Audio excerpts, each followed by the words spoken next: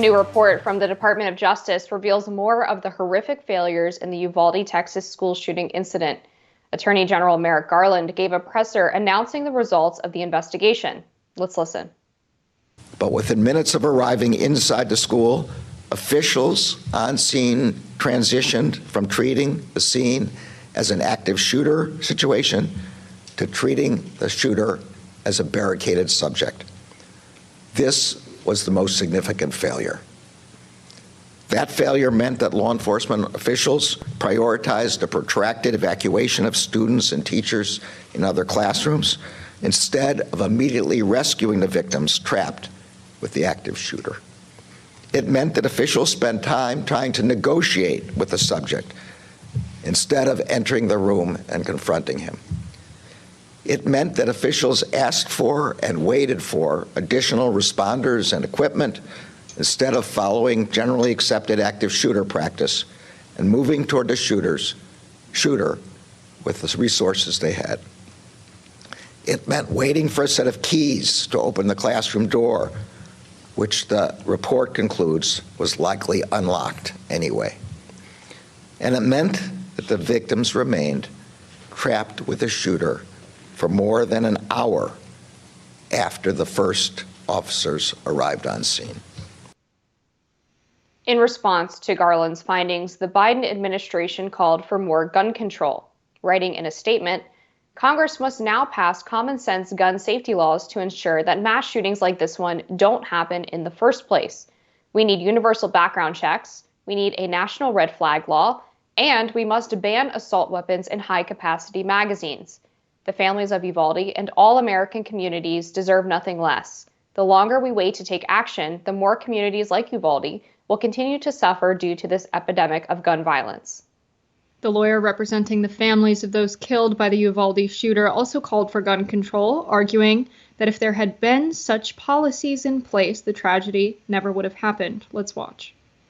This shooting doesn't happen if our government had just listened to these families, or and not just our government, but if the state of Texas had just even done the paltry thing of making it, even raising the age to 21, they would all be alive. And isn't that such a small price to pay?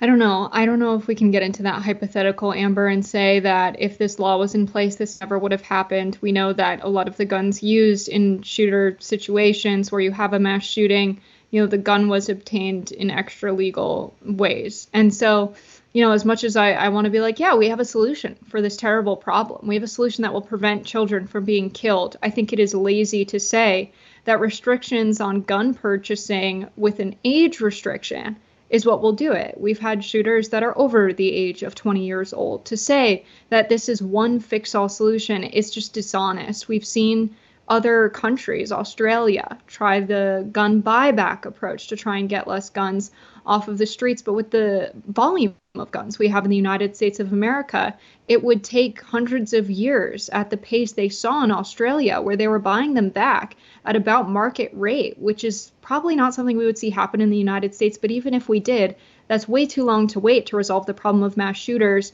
I'm on the side of we really need the FBI to actually respond when there's an alarm raised about someone who might potentially do something violent like this. We've seen them ignore time and again when alarms are raised about someone who's potentially dangerous. And I really think we need an investment in community and mental health care in the United States. Also, in the situation of Uvalde, we saw the police really botch their response here and wait far too long to even enter the building. So there's a lot of what ifs in this situation. Amber, what's your response to what's going on with this family's lawyer and the statement he made there?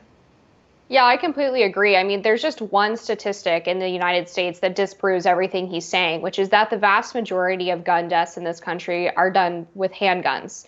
Handguns, you have to be 21 to purchase. And if you were to ban so-called assault weapons, which would include the AR-15, which is just a standard semi-automatic rifle, it's in fact the most popular rifle in the country. Millions of people own them. There's nothing special about it compared to any other semi-automatic firearm. You would still see the number of deaths due to handguns, it's higher than rifles. So trying to get rid of so-called assault weapons because they look scary is just not rooted in fact. And I think it's clear that when we look at what is consistent across mass shooters, that there are societal and cultural problems that we need to address that have nothing to do with guns. Guns have existed in this country since its inception. The Second Amendment was clear that the right to self-defense is a God-given right, and yet school shootings in particular and mass shootings have only become commonplace in the past couple of decades, really since Columbine.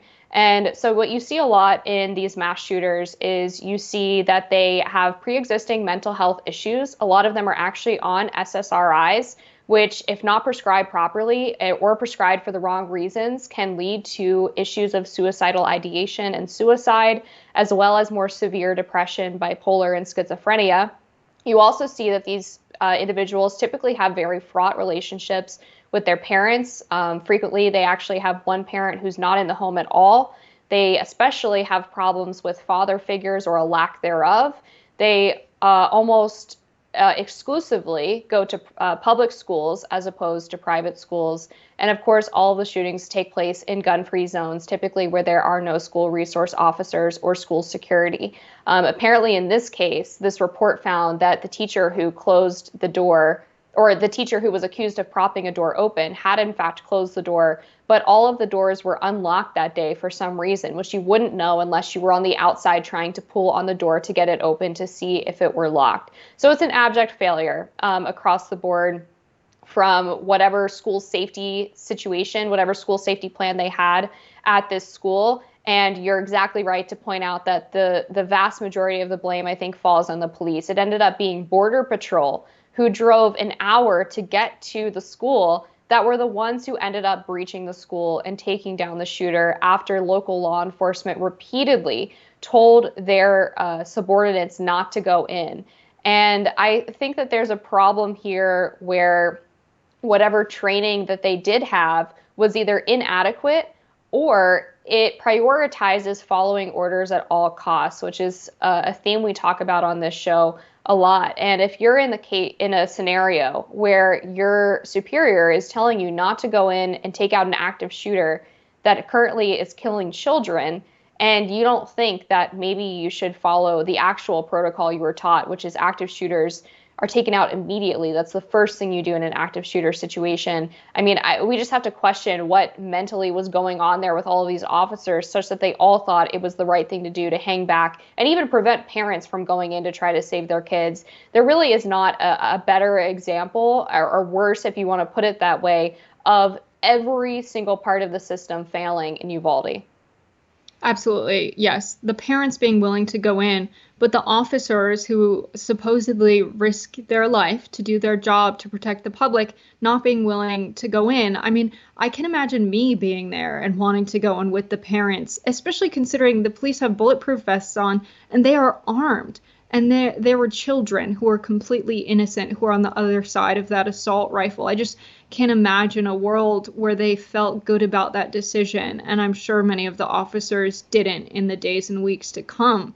But this kind of situation is something that we need to look into from also a very scientific perspective. When we saw the original investigation of murders be the usual protocol, motive means opportunity.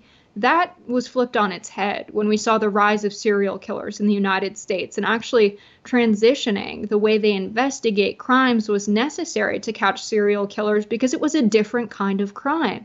There was oftentimes no motive, means, or opportunity, no connection to the victim of the crime. Similarly, mass shootings are very different from what we've seen in serial killings and other murders. And the fact that they happen so frequently at schools, that it's resulted in this kind of pop culture phenomenon understanding of that kid looks like he would end up being a school shooter. If we have young kids who are in school identifying this, who is the profile? It's usually someone who's very alone, someone who's very different from the other students. I mean, if I was working for the FBI, I would be saying, okay, how can we prevent this kind of alienation in America's schools? Because this tends to be the usual perpetrator of mass shootings. I mean, seriously, it feels like laziness, a lack of interest, and a lack of resources allocated properly in the FBI, considering They had 4 officers working with that 16-year-old autistic boy who was recruited into ISIS. I mean, when you have such a surplus of people raising flags about potential mass shootings, but that's what 4 officers are tasked with over a period of 3 years, it just doesn't make sense in terms of allocation of resources, especially considering the public has near identified the usual perpetrator of mass shooters. I really think an investment in school and resources and a higher ratio of teacher to students in these schools is what's needed if we're going to repair this epidemic, I think, of young male loneliness in America's public schools. Yeah, that's exactly right. And then I also think on the police side of this, there needs to be accountability for especially the leadership who failed to follow proper protocol here. There needs to be equal, if not greater, consequences for police failing to act as there are if they act in the wrong way. We've focused on the latter so much over the past few years, but we haven't focused on the former of what happens when we neuter our police force and encourage them to be disengaged from the populations that they're supposed to be protecting. That's going to do it for us this week on Rising. Be sure to like, share, and subscribe so you never miss any content. And for those of you who like to listen on the go, we are now available anywhere you listen to podcasts. Enjoy your snow day. Bye, y'all.